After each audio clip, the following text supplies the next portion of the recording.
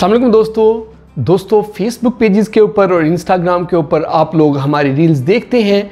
इसके ऊपर हम आप लोगों के लिए शेयर करते हैं किडनी से रिलेटेड, ब्लैडर से रिलेटेड और यूरिन के प्रॉब्लम, किडनी के स्टोन्स, टेस्टिस से रिलेटेड मर्दाना कमज़ोरी, बांझपन और इसके साथ साथ बाकी जो मसाइल हैं जैसे किडनी ट्रांसप्लांट है, इसके ऊपर हम बहुत सारा कंटेंट बनाते हैं, हम ब्लॉग्स बनाते हैं और अपनी रील्स भेजते हैं, आपको वीडियो कंटेंट देते हैं। तो इसके ऊपर आपको ये सारी चीज़ें मिलेंगी ताकि आपको इसके ऊपर अवेयरनेस हो, आप ज़्यादा से ज़्यादा जान सकें।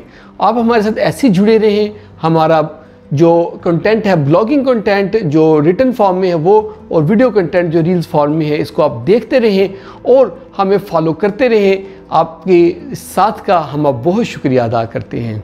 बहुत बहुत शुक्रिया।